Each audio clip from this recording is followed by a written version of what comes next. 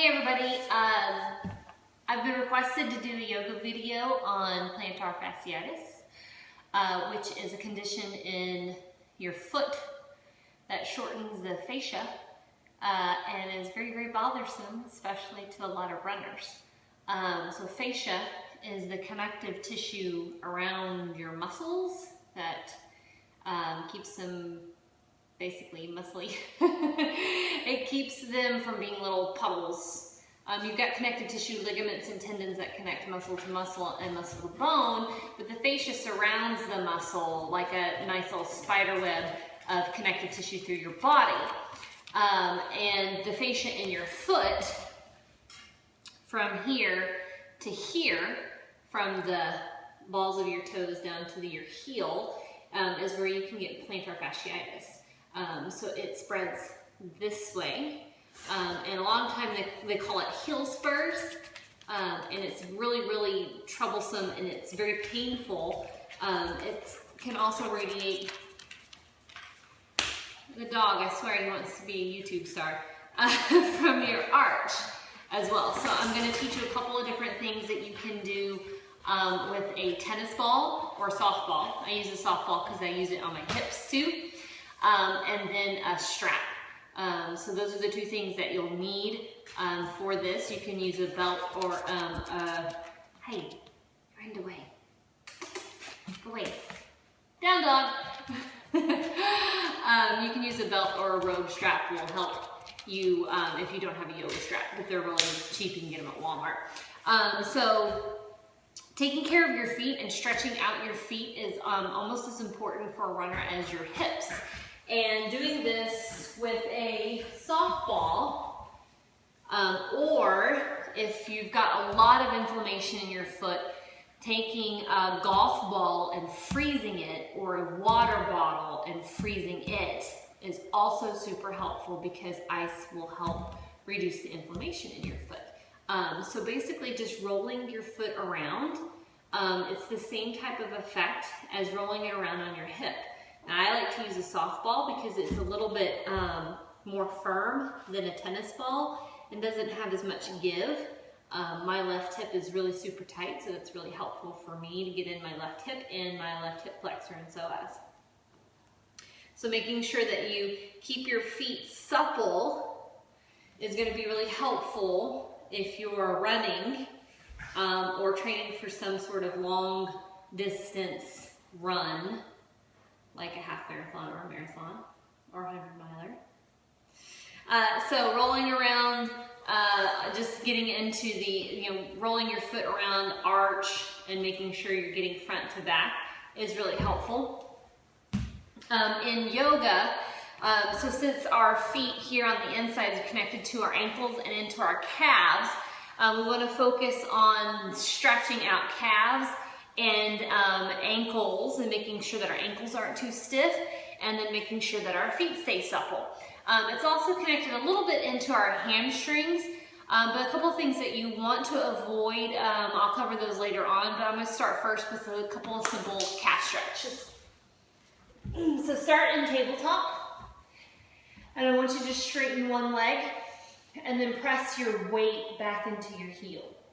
And that's going to stretch your calf out. It's really simple. It feels really, really good, especially if you have tight calves. You're going to switch to the other one. And then you're going to lift up into down dog. And in down dog, make sure that your weight is pressed back into your heels. Don't worry so much if you can't get your heels all the way down. That might be a combination of a couple of things.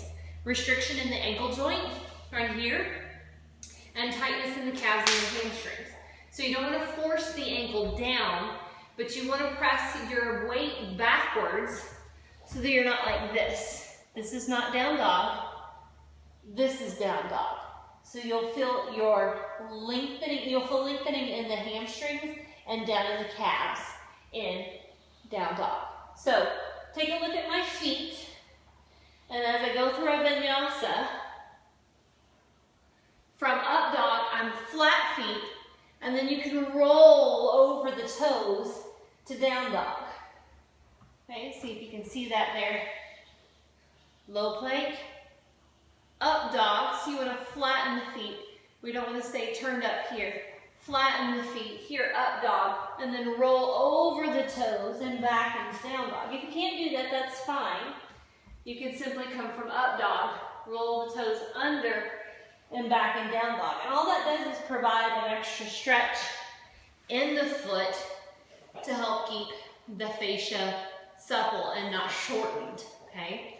Now, a couple of poses that you want to make sure to modify. In Warrior One, our back foot is typically flat with our toes out to the side. So that can pull on the inside arch of the foot up into the ankle and could possibly irritate plantar.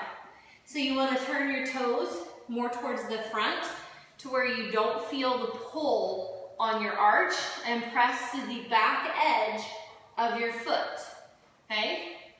So Warrior One here as opposed to Warrior One here, okay?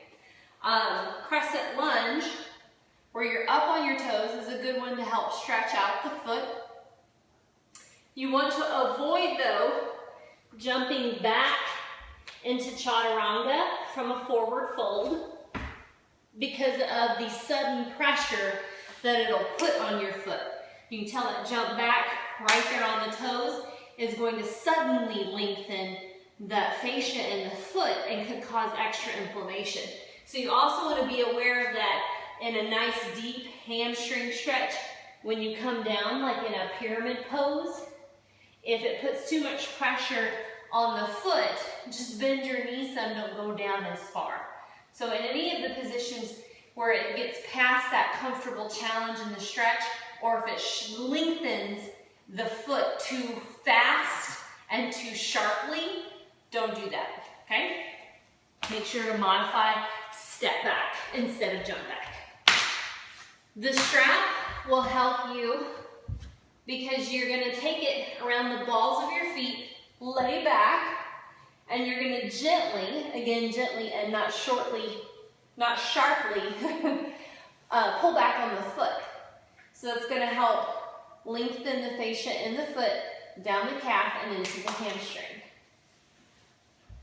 So this is a really good one also for adductors as well as you take it out to the side. So the adductors, if you have tight adductors, which are inside thigh muscles, the ones right here, those can also be an issue for folks with plantar. So you want to make sure that your adductors are not too tight. So doing this pose right here, where I started, I have my right foot in the strap and I have my right hand here, and then taking it out to the side will help lengthen the adductors. We want to make sure that our left hip is down. And then of course it's always a great hip stretch to switch the strap to the other hand and let your leg drop to the other side. That just feels really good here. Now another pose is garland pose. Garland pose or a malasana squat is great for the inside of the ankles and up into the adductors. It's also great for this inside calf, your medial calf. So you can get down, and if you can't get down like this, you want to use a block right here to support you. But if you can get down, you can even use a block underneath your butt here. You want to press the knees open, and this is a great inside adductor, these thigh stretch, the thigh muscles stretch. Now to take it a little step further, if you have the flexibility in your ankles, step your feet together and see if you can bring your feet, toes to touch and ankles to touch. So you can see that right there in the middle. And then my knees are open kind of like a frog. Okay, and then you want to reach your hands forward and drop your head. So this is a more intense ankle and adductor stretch. You can see that right there. But it's really great for the hips. Think runners, we often neglect the inside of our hips and we always go for the outside of the hips. So don't forget to get those inside thigh muscles and the inside hip. And this one is a great one for it. You bring your knees together and come up. So just remember on any of the warrior or triangle positions to adjust the back foot so that you don't have a ton of pressure on the inside ankle or the inside arch, and to press back through the foot. Triangle is also a great one to stretch the adductors down into the calf. You want to make sure your upper body is stacked over your lower body. Your front leg is straight and toes pointing forward. Your back leg is straight and toes pointing to the side. You can come up on your shin to keep your upper body stacked over your lower body. You do not want to be here with your butt sticking out in the back. A straddle stretch is also great for the inside thigh muscles and down into the calves. And then lastly, a side bend. So taking this down to the side is great for the adductors and down into the calf and the ankle. Also down into this ankle right here. You can see I've got a lot of ankle flexion right there. And then over to the other side. So those are a couple of different poses that you can do yoga-wise that will help keep ankles, calves, and adductors supple and keep your feet supple as well. Because when your feet lock up, either on the tops or the bottom, that's where you're going to get that shortening in the fascia and really have an issue with plantars. Hope I made some sense. It's been a really long day. Be looking for that active recovery flow. I'm going to post it pretty soon. I've had a little bit of issues with my charger on my camera. It's going to be a little longer, so I need to do it on a separate device, and I've lost the charger. I blame my husband. So I hope that was helpful. Please send me any questions or comments that you might have.